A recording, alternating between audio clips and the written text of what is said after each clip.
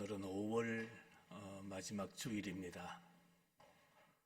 힘든 한 달을 우리가 보내고 또 마지막 날 하나님 앞에 올라와서 우리가 예배 드릴 수 있음이 오늘 우리 찬양대의 노래처럼 찬양처럼 감사밖에 없음을 믿으시기를 바랍니다.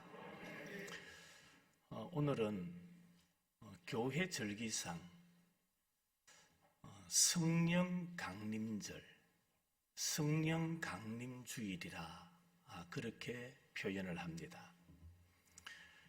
성령 강림절이 뭘까? 오늘 주보 1면에 보시면은 1면 하단에 간단하게 성령 강림절을 소개해 놓았습니다. 부활절 후 50일째 되는 날로서 이날은 그리스도 예수께서 약속하신 성령이 임하신 날입니다. 그래서 또 다른 말로는 오순절이라 그렇게 부르기도 합니다. 사도행전을 보면 오순절의 성령 강림 사건으로부터 시작해서 복음이 전 세계로 퍼져나가기 시작했음을 알 수 있습니다. 예수님께서 성천하신 이후 육신으로는 이 땅에 더 이상 계시지 않으시지만 성부 하나님과 성자 예수님은 누구를 통하여? 성령 하나님을 통하여 이 세상을 주관하시고 이끌어가고 계십니다. 그래서 우리 교회 절기상 크게 보면 3대 절기를 말하기도 합니다. 우리가 코로나로 인해서 절기를 온전히 지키지도 못하고 또 부활절을 알리는 행사들도 제대로 하지 못하고 지나왔습니다마는 우리 기독교의 절기, 세상의 그 어떤 종교도 흉내도 내지 못하고 모방도 할 수 없고 따라 하지도 못하는 부활절이 있습니다. 그리고 또 하나의 절기는 12월에 지키는 성탄절이지요. 이 두 절기는 우리가 잘 알고 잘 지킵니다. 그런데 성령 강림절, 바로 하늘로 승천하시는 예수님께서 가서 내가 누구를 보내겠다? 보혜사 성령을 보내시겠다. 그 성령께서 오셔서 오늘도 성부 하나님, 성자 예수님, 그리고 성령 하나님으로서 우리를 주장하시고 이끄시고 우리의 삶을 도우시기 때문에 우리는 이 절기를 다시 한번 되새기고 오늘도 말씀을 통하여 성령 충만을 사모하는 우리 의성교회 모든 성도들이 되시기를 주님의 이름으로 축원합니다. 창세기 1장 2절 말씀에 보면 땅이 혼돈하고 공허하며 흑암이 깊음 위에 있고 하나님의 영은 수면 위에 운행하시니라. 하나님의 영이 등장합니다. 칼빈은 여기서 말하는 하나님의 영을 가리켜서 성령이라 그렇게 표현을 합니다. 그러니까 성령님은 언제부터 계셨느냐? 창조 때부터 역사하신 분이시다. 바로 그 말씀입니다. 첫 번째로 구약에 등장하는 요셉은 성령 충만한 사람이었습니다. 창세기 41장에 보면 요셉이 30세에 애굽의 국무총리로 발탁되는 장면이 기록되어 있습니다.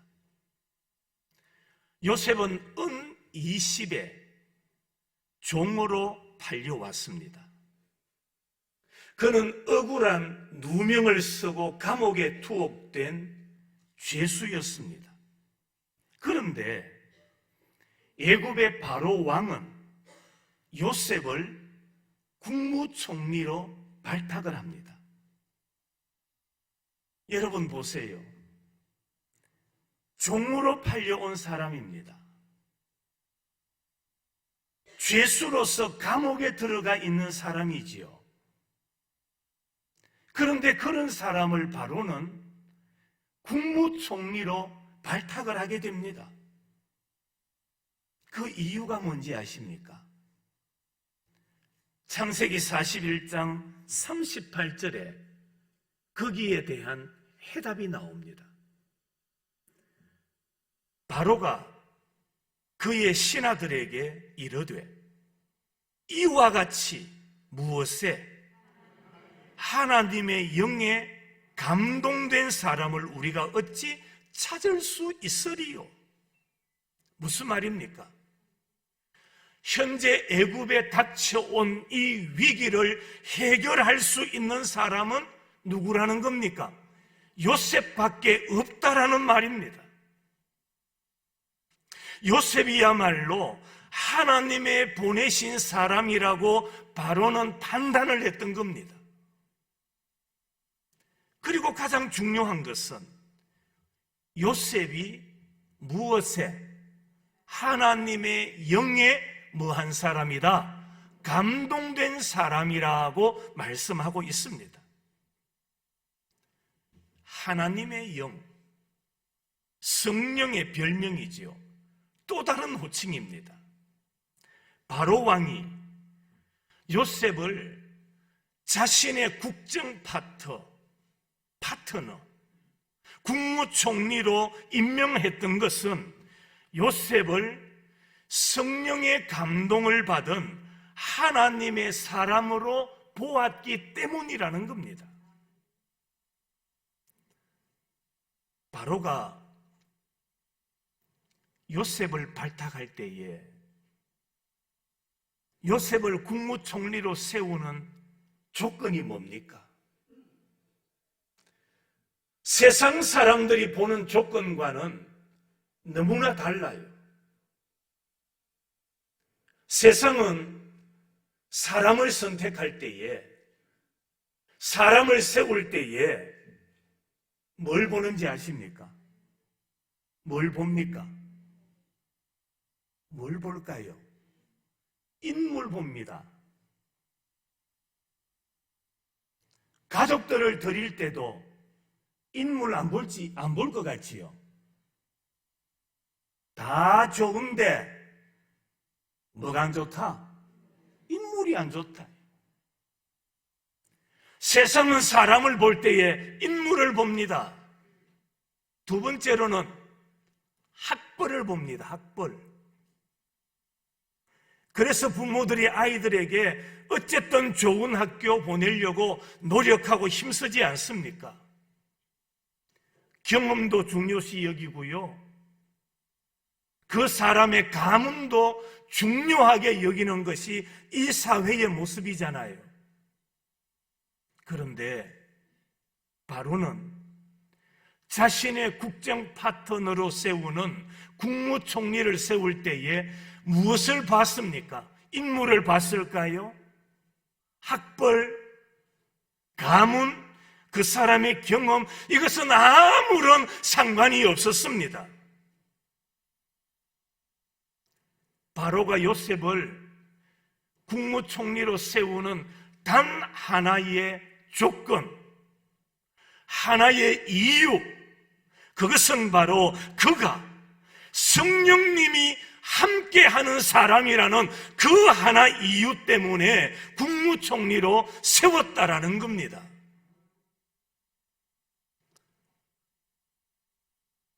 요셉도 이 사실을 잘 알고 있었어요. 그래서 훗날에 요셉이가 이런 말을 합니다. 하나님이 나를 애굽에 보내셨다. 하나님이 나를 되게 하셨다. 한번 따라합시다. 하나님이 나를 어떻게 하시더라고요? 되게 하시는 하나님. 성령 충만한 삶을 살면 하나님은 나로 하여금 되게 하시는 하나님이심을 믿으시기를 축원합니다. 세상의 조건을 갖추지 못했다 할지라도, 세상의 능력과 세상의 재주가 나에게 없다 할지라도 성령 충만한 삶을 살아가면 하나님은 나로 하여금 어떻게 하시는 하나님? 되게 하시는 하나님이시더라. 요셉은 그것을 고백하고 있는 겁니다. 여러분은 창세기 41장에 나오는 바로가 꾸었던 꿈을 읽으면서 어떤 생각이 드십니까? 바로가 꾸었던 꿈, 마치 어린 아이들이 보는 만화 같지 않으신가요? 어느 날 아름답고 살찐 암소 7마리가 풀을 뜯어먹고 있었습니다. 여러분, 푸른 초장에 건강한 소들이 나타나서 풀을 뜯어먹고 있는 장면, 마치 한 장의 사진과 같고 화가가 그린 그림 같지 않습니까? 그런데 잠시 후에 흉하고 파리한 다른 7 암소가 나타나더니 앞에 나타났던 살찐 7 암소를 뭐합니까? 잡아먹어 버렸어요. 도대체 이런 일이, 어떻게 이런 일이? 꿈이라도 너무 흉한 꿈이지 않습니까? 다시 바로가 꿈을 꿉니다. 한 줄기에서 무성하고 충실한 7 이삭이 나옵니다. 그런데 잠시 후에 겨달프고 메마른 7 이삭이 나오더니 앞에 나온 무성하고 충실한 7 이삭을 뭐합니까? 잡아먹어버립니다. 삼켜버립니다. 여러분, 역사적으로 보면 절대 권력자에게는 절대 공포가 있습니다. 그래서 절대 권력자들은 자기 뜻대로 어디 가지를 못합니다. 절대적인 공포가 있기 때문에 절대 권력자는 자기가 먹고 싶다고 해서 아무런 음식이나 먹을 수가 없는 거예요. 바로가 그랬습니다. 절대 권력자입니다. 꿈을 꿨습니다. 그 꿈을 꾸고 난 이후에 바로는 불안했습니다. 아침이 되었지만은 하루의 생활이 즐겁지가 않았습니다. 뭔가 모르게 깨림칙하고 마음이 불편하고, 이게 뭘까? 도대체 무슨 꿈일까? 자꾸만 그 꿈에 자기가 끌려가게 되는 거예요. 결국에 나라 안에 있는 술객들, 박사들, 그들을 다 불러서 그 꿈을 일러주고 해몽하라고 합니다. 그런데 안타까운 것은 꿈을 들었지만 그 어느 누구 하나 그 꿈을 뭐 하는 자가 없었습니까? 해몽하는 자가 없었더라.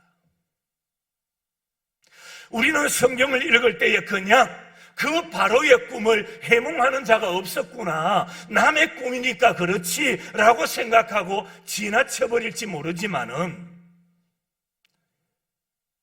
당연히 그 꿈을 해몽하지 못할 수밖에 없었다라는 겁니다. 왠지 아십니까? 그 꿈은 바로가 꾸었던 꿈이지만은, 한번 따라 하실까요? 하나님이 주신 꿈. 꿈은 바로가 꾸었지만은 그 꿈을 주신 분은 하나님이시기 때문에 사람이 하나님이 주신 꿈을 해석할 수가 없는 거예요. 그게 성경적인 겁니다. 여러분, 영적인 것은 세상적인 학문으로 해석할 수가 없는 거예요. 세상적으로 아무리 내가 많은 경험을 가졌다 할지라도 영적인 것을 해석할 수가 없는 겁니다. 그때에 성령의 감동으로 충만했던 요셉이 바로 앞에 나타나게 되는 거예요.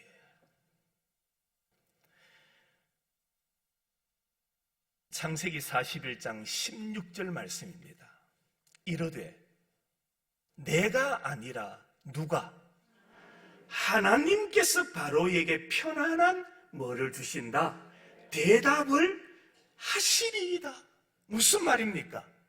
지금 바로 앞에 선 사람은 요셉이지만은 그 꿈을 해몽해 주는 사람은 요셉 자신이 아니라 누가 하실 거다? 하나님이 하실 거다. 여러분, 이 말씀의 흐름을 이해하십니까? 그 꿈을 주신 이가 누구시니까? 하나님이시거든요. 하나님이 그 꿈을 주셨기에 그 꿈의 뜻을, 그 꿈의 해몽은 사람이 할 수 있는 일이 아니다. 하나님이 당신에게 편안한 대답을 하시리이다. 그리고는 요셉이 바로가 꾸었던 꿈을 해몽해 줍니다. 7년 동안 풍년이 들다가 7년 연속 흉년이 들 겁니다. 왕은 지금부터 지혜롭고 명철한 사람을 택하여 7년 풍년 동안 남는 식량을 구매해 뒀다가 7년 흉년 동안 백성이 먹고 살 수 있도록 한다면 식량의 위기를 모면할 수 있을 겁니다. 이게 꿈의 해석이에요. 그때 바로는 그 자리 즉석에서 너가 적임자다, 지혜로운 사람을 찾아 그렇게 군면했는데 바로는 말하죠. 그 사람이 바로 너야. 너가 적임자야. 결국에 요셉을 국무총리로 발표하고 시가 행진을 하지요. 놀라운 것은 바로 왕은 자기 손가락에 끼어있던 인장반지를 빼어서 누구에게 줍니까? 요셉에게 주지요. 세마포 옷을 그에게 입힙니다. 금사슬을 목에 걸고 시가 행진을 하게 합니다. 사람이 할 수 있는 일입니까? 사람의 계획으로 이런 일들을 이루어 갈 수 있을까요? 이후에 요셉은 이것은 한번 따라 하십시다. 이것은 하나님이 하신 일입니다. 그걸 알았기에 요셉은 이것은 내가 한 일이 아니라 하나님이 하신 일입니다 라는 것을 그가 깨달았기에 이후에 그가 결혼을 합니다. 그리고는 아들 둘을 낳아요. 첫째 아들의 이름은 하나님이 나로 나의 모든 고난과 나의 지난 일들을 다 잊어버리게 하셨다라는 뜻으로 므낫세라고 짓습니다. 둘째 아들의 이름은 하나님이 나로 나의 수고한 땅에서 장성케 하셨습니다라는 뜻으로서 에브라임이라고 짓습니다. 요셉은 명성을 떨치는 국무총리로 재직했고 자기 아버지와 형제들을 애굽에 초청해서 그 어려운 흉년의 때를 지나게 했던 겁니다. 이렇게 할 수 있었던 결정적인 이유가 무엇입니까? 요셉은 성경 따라 성령 충만한 사람이었기 때문이었습니다. 성도 여러분, 우리는 하나님의 말씀을 들으면서 날마다 성령 충만을 사모하는 여러분이 되시기를 축원합니다. 신약으로 넘어옵니다. 신약에 보면 고넬료가 등장하지요. 그 또한 성령 충만한 사람이었습니다. 사도행전 10장에 보면 로마 군대 장교였던 고넬료, 그의 성령 충만한 사건을 기록하고 있지요. 고넬료는 베드로를 자기 집에 초청을 합니다. 베드로를 집에 초청해서 말씀을 듣다가 성령을 받게 돼요. 여러분, 오늘날도 똑같습니다. 말씀을 듣는 가운데 성령이 임하심을 믿으시기를 축원합니다. 성령은 말씀과 함께 역사하기 때문이에요. 그래서 우리는 예배 드릴 때에 정신 바짝 차려야 돼요. 정신 차리고 눈을 뜨고 설교자에게 집중하고 그래 말씀을 받으시기를 바랍니다.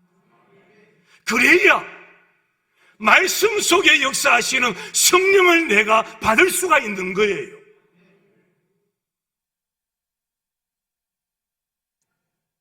어떤 사람은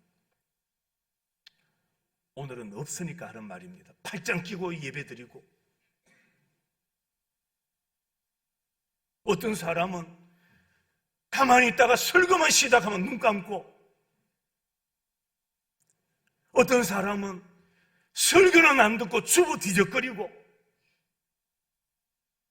우리 연세 있는 분들은 그렇지 않습니다만은 젊은이들은 예배 시간에 휴대폰 만지고,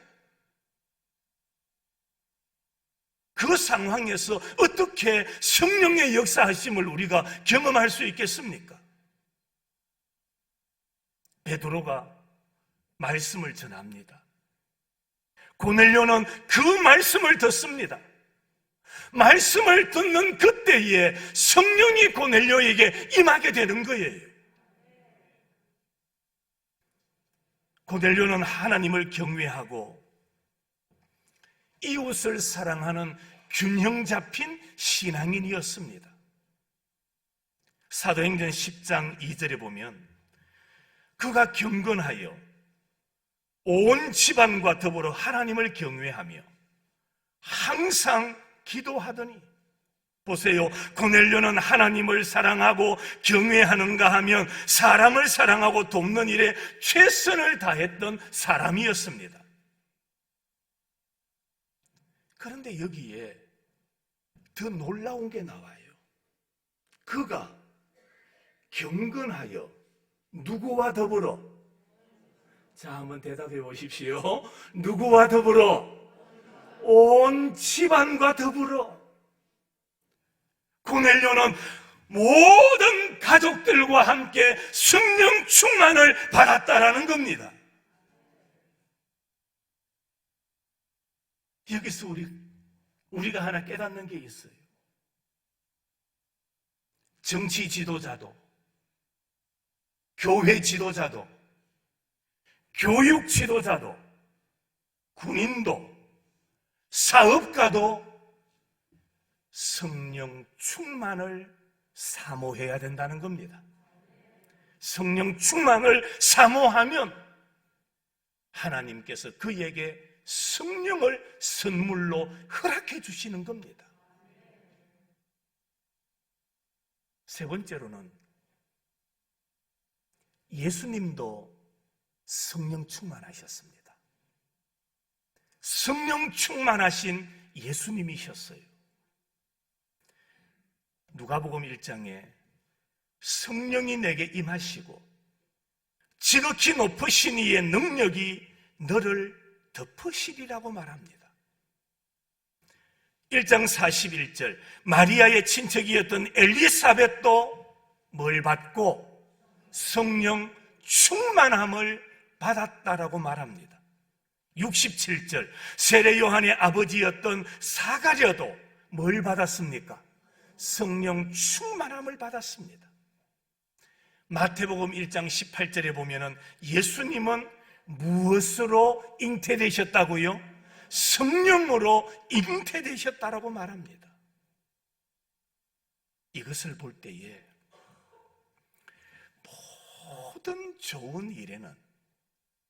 모든 좋은 일에는 성령이 함께 하시고 성령께서 역사하심을 믿으시기를 바랍니다. 우리가 살아가는 모든 삶의 좋은 일에는 누가 함께 하시느냐? 누가 역사하시느냐? 누가 도우시느냐? 성령 하나님이 함께 하심을 믿으시기를 축원합니다. 그뿐만이 아니죠. 오늘 제가 봉독해드렸던 사도행전 10장 38절 하나님이 나사렛 예수에게 무엇을? 성령과 능력을 어떻게 하셨다고요? 기름 붓듯이 부어주신 거예요. 뭘 붓듯이? 기름 붓듯이 성령과 능력을 하나님께서 부어주셨다라고 말씀하고 있습니다. 예수님도 성령님과 함께 사역하시고 역사하신다라는 겁니다. 오늘 우리도 똑같습니다. 오늘 우리도 동일합니다. 성령께서 주시는 능력을 받으시기를 주의 이름으로 축원합니다. 우리는 성령의 능력을 받아야 합니다. 우리가 성령의 능력을 받아야 예수님을 구주로 고백할 수 있습니다. 성령의 능력을 받아야 땅끝까지 복음을 전할 수가 있습니다. 성령의 능력을 받아야 우리가 직분자로서 성도로서 교회를 올바로 섬길 수가 있습니다. 성령의 능력을 받아야 능력 있는 성도, 능력 있는 그리스도인이 될 수가 있습니다. 성령을 받아야 자신을 이기고 복음을 전하고 마귀를 이길 수 있음을 믿으시기를 축원합니다. 그래서 우리는 성령 충만한 자가 되어야 합니다.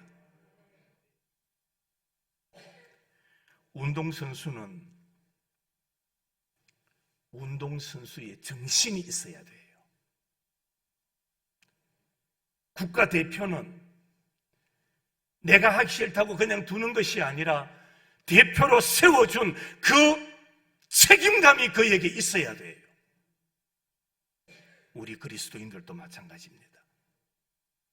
그리스도인에게는 성령의 능력이 있어야 됩니다. 성령의 능력이 있어야 우리에게 맡기신 사명을 감당해 나갈 수가 있습니다. 반대로 성령 충만하지 않으면 우리는 아무것도 할 수 없음을 깨달아야 합니다. 말씀을 마칩니다. 여러분은 무엇으로 움직이십니까? 여러분은 무엇으로 찬송하며 무엇으로 여러분은 기도하십니까? 여러분은 무엇으로 전도하십니까? 거기에 대한 이 물음에 대한 해답은 하나입니다. 바로 성령의 능력으로, 성령 충만함으로.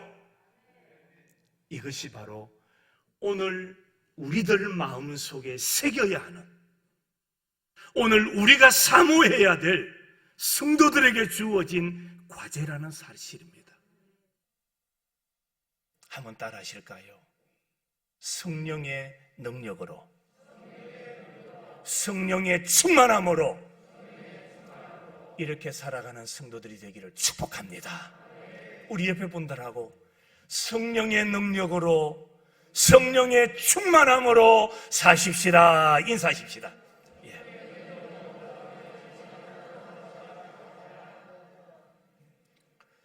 새로운 한 달이 시작됩니다. 날씨도 매우 무더워질 겁니다. 어떻게 사시렵니까? 무엇으로 사시렵니까? 무슨 힘으로 살아가야 될까요? 맞습니다. 한번 따라합시다. 성령의 능력, 성령 충만, 이것이 여러분이 살아가는 삶의 모습이 되기를 주님의 이름으로 축원합니다.